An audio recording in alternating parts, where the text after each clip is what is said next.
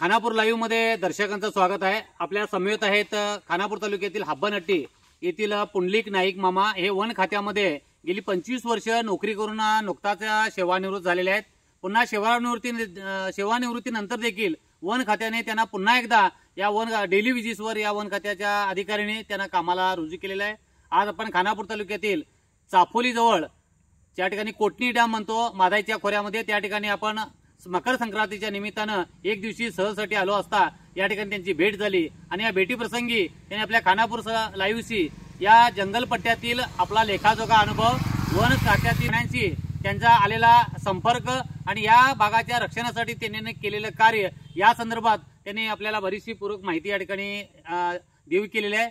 नमस्कार मामा, या ठिकाणी आज आपण खानापूर लाईव्हच्या माध्यमातून तुम्हाला एक विचारू शकतो की आपण गेली 25 वर्ष या ठिकाणी या वन खात्यामध्ये काम करत असताना काय काय तुम्हाला अनुभव आले? तुम्ही 25 वर्षापूर्वी जेव्हा या वन खात्यामध्ये नोकरीला याला तेव्हा तुम्हाला सुरुवातीला भीती वाटली नाही काय खात्यामध्ये नोकरी करायला? पहिला एक महिना लय बियालो। कसं काय बियाल्याचे? म्हणजे माहिती नव्हतं थोडं, म्हणजे कुठल्या वाटेन जनावर येत आहे, कुठलं काय आहे हे माहिती नव्हतं। आता मात्र सगळं माहिती आहे। आता कुठल्या वाटेन जरा असा गवत माग गेला तर इथनं जनावर गेलं म्हणून आम्ही ओळखतो।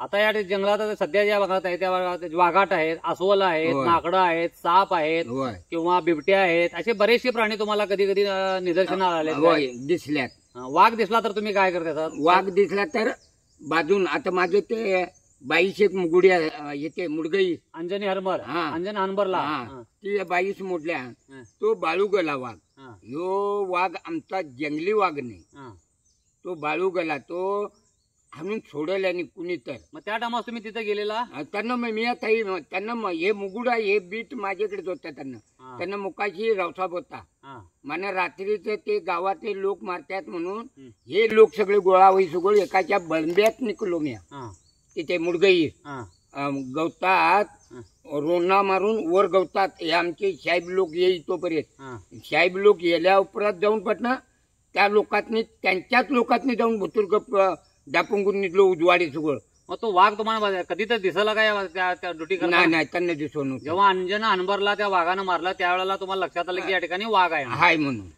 समजा ह्या जंगलामध्ये वाघ अजून बी आहेत, नव्हे आहेत, पण आपल्या खानापूर तालुक्याच्या भीमगड अभयारण्यातल्या जंगलातले वाघ कुणाला अजूनपर्यंत मारलेला नाही, तरी देखील जंगलपट्ट्यामध्ये तुम्हाला वाघ आहेत या ठिकाणी असं तुम्हाला कसं कळतंय? आम्हाला लगेच कळतंय। कसं कळतं? म्हणजे कसं वाघ असा माळास कुठे बी राहणार नाही, एकदम जंगल आणि एकदम लय रीक असताय तसल्या ठिकाणात ते काय करतात, पाणी पिऊ जनावर येत आहे त्याच्यावर हल्ला घालूसाठी धरवाकडे गप बसताय पाण्याच्या जाग्यात।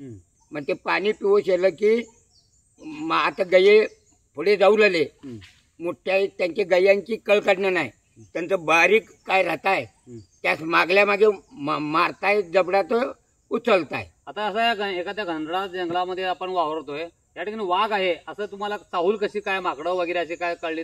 हे वांदर खेचत्यात, केरंडी आराडत्यात, आराडली की ओळखतलं त्या ठिकाणी वाघ आहे म्हणून, तिथे एवढ्या कुठे तर आहे म्हणून। अस्वालाच्या बद्दल काय सांगते सर तुम्ही? अस्वाल काय करताय? अस्वालाचं काही नाही कळणं, ते बुटुकनं येत आहे। अस्वाल जर समोर अचानकपणे आलं तर काय कशा पद्धतीने आपलं संरक्षण केलं पाहिजे? आपले हातीत कोयता आणि टोना याला जवळ तर त्यात हायगे नाही त्यानं पहिला असं वर उभे राहत आहे, उभे राहिल्यावर मारतला हातारच मारतलं, हातार मारले की त्याचा हात भिरभिरत आहे, मग कळ लागताय, मग तेवढ्यात आणि दुसरा एक टोना मारताला मन जात आहे बाजू।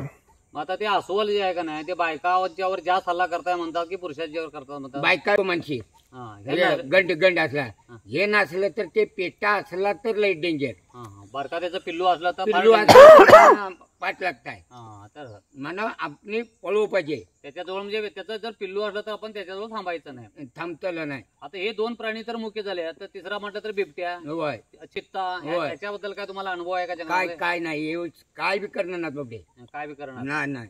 आता या भागात साप कुठल्या पद्धतीचे तुम्हाला? आता साप आता नागिन बी आहे, त्याला हे पांढरा साप पांढरा म्हणून, कोपरा म्हणून तो दुसरा एवढा एवढ्या फड्याईचा राहत आहे। तो कधी दिसलाय तुम्हाला? दिसला मागे, ते गव्हात लय राहत आहे की त्यात लय राहता येतोय. कोण कोबरा साहेब? हा, म्हणजे त्यात काय आहे, ती बेडकी म्हण काय म्हण गावता येते, काही पडताय आणि तसाच लोळ सगळा पडताय, त्याच्यावर तुकडून गेले तर बी काय करणार नाही. आता तुम्ही 25 वर्ष ह्या भागातल्या जंगलामध्ये नोकरी केलाय. नोकरी करताना ह्या भागातले रस्ते कुठले कुठले माहिती आहे तुम्हाला? सगळे पुरे माहिती आहेत. कुठलं सांगू शकता का? आता मी कुठनं निल्लावड्यापासून मळवाकनं कांदळ्यापासून जे जंगलातनं सुटलो आमगावापर्यंत नेतो बघ तुम्हाला. किती मधला रस्ता किती आहे तो? तसा शॉर्टकट. परत इकडे अशा ह्याच्याकड म्हणा आमगावाच गेलो की म्हणा आमच्या कत्रीच जातो की चिखला कत्रीत. म्हणजे ह्या सगळ्या जंगलाचा तुम्हाला मोठा अनुभव आहे. हा आहे पुरा. आणि कुठल्या जाग्यावर जनावर राहत आहे हे सगळं माहिती आहे. मग त्या जाग्यावर आम्ही जाण नाही. आता हे शिकार वगैरे करतात, त्या शिकाऱ्यानं बंधन इकडे आहे? बंधन मोठं शिकार करतात? नाही बंधन आहे. शिकारवाल्यांनी म्हटल्या त्याने आता वट सगळे कोण बी गावला तर इंडिलगा म्हणून त्यांनी भीती घालून त्यांच्या बंदुकी आता सगळ्या पडल्या आहात. आता या भागात एकंदरीत वन खात्यानं या भीमगड अभयारण्य या परिसराचं संरक्षण मोठ्या प्रमाणात केलेलं आहे. त्याच्यामध्ये तुमचा बी सहकार वाटा आहे. असं फॉरेस्ट डिपार्टमेंट आहे की आम्ही जंगल रक्षण करतो, आम्ही जंगल रक्षण करतो. खरं तर हे फॉरेस्टवाले जंगल रक्षण करतात की आमचे सामान्य लोक जंगल रक्षण करतात? ते बी जंगल हे बाकीचे बी करतात. म्हणजे असं काय हे नुकसान ह्या भागातले लोक वगैरे काय करत नाही, ते बी मदत करतात काय बी. आणि आम्ही बी त्यांनी सांगू शकतो काय म्हणून, हे बाबा इथनं जरा जाऊ नको, येते वाघाट म्हणे गेलंय आणि बघ रे बाबा बाजून जा म्हणतोय. म्हणजे आप्पा दादा म्हणून त्यांनी सुशेगात घालतोय, म्हणजे रागान बोलून नाही. आता या भागात गावं आहेत बारीक बाजूला शेतीवाडी वगैरे, पण शेताच्या पिकांचं नुकसान मोठ्या प्रमाणात ते जंगली प्राणी करतात. मग त्या टायमाचे लोक कशा पद्धतीने त्याचं संरक्षण करतात? म्हणजे ज्याने आम्ही हे करतोय काय म्हटलं, जाऊन त्यांची नुकसानी बघतोय आणि त्यांच्या पाटणं ते उतारे हे ते करून जमिनीचा हे करून पाटणं त्यांच्यावर किम घालून पैसे देतात हे आमचे साहेब लोक. म्हणजे आता 10 पोत्याची नुकसानी जर झाली तर त्यांची 15 पोती नुकसानी झाली म्हणून त्यांचं ते हे करून वर्षाभर सोडतात. मग ते नुकसानी मिळत आहे. तर हे होते आपले पुंडलिक नाईक मामा हब्बनहट्टी गावचे. तर खानापूर तालुक्यातल्या ह्या जंगलामध्ये गेली 25 वर्षे त्यांनी एक फॉरेस्टचे गार्ड म्हणून काम केलेलं आहे. आज त्यांनी 1 महिन्याभरापूर्वी निवृत्त झालेले आहेत. त्यांनी आज या निवृत्तीनंतर देखील या वन खात्यामध्ये आपली सेवा सुरू केलेली आहे. खरोखर असल्या ज्येष्ठ नागरिकांचं या ठिकाणी कौतुक करणं क्रमपात्र आहे. आज मकर संक्रांतीच्या निमित्तानं या ठिकाणी जाता त्यांची भेट झाली आणि खानापूरविषयी त्यांनी आपला अनुभव आणि या भागात केलेल्या नोकरीचा सारांश त्या ठिकाणी मांडला. खरोखर त्यांचे खानापूर लाईव्हच्या वतीनं मनपूर्वक धन्यवाद. आमच्या चॅनलवर आपण पहिल्यांदाच असाल तर खानापूर तालुक्यातील तथा परिसरातील महत्त्वाच्या घडामोडी व महत्त्वाच्या बातम्या ऐकण्यासाठी व पाहण्यासाठी आमच्या चॅनलला लाईक करा, शेअर करा आणि सबस्क्राईब करा.